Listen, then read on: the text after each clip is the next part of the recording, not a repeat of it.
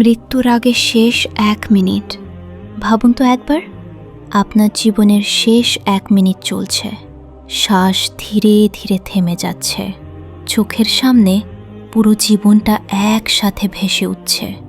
যে সময় নষ্ট করেছেন, যে নামাজগুলো বাদ দিয়েছেন, যে গুনাহগুলো বারবার করেছেন, কিন্তু তখন আর দুনিয়ার কোনো কিছুই তোমাকে সাহায্য করতে পারবে না।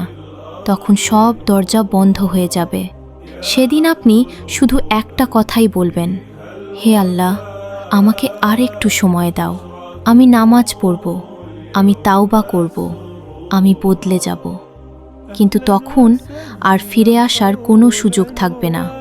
রাসূল সাল্লাল্লাহু আলাইহি ওয়াসাল্লাম বলেছেন, বুদ্ধিমান সেই ব্যক্তি যে নিজের নফসকে নিয়ন্ত্রণ করে এবং মৃত্যুর পরে জীবনের জন্য আমল করে। আমরা দুনিয়ার জন্য কত পরিকল্পনা করি, কিন্তু কবরের জন্য কি প্রস্তুতি নিয়েছি?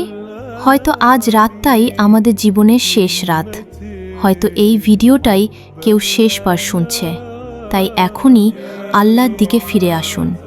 চুপি চুপি সেজদায় গিয়ে বলুন, রাব্বিক ফিরলি ওয়াতুব আলাইয়া ইন্নাকা আনতাত তাওয়াবুর রাহিম।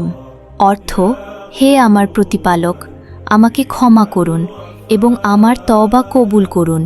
নিশ্চয়ই আপনি তওবা কবুলকারী, পরম দয়ালু।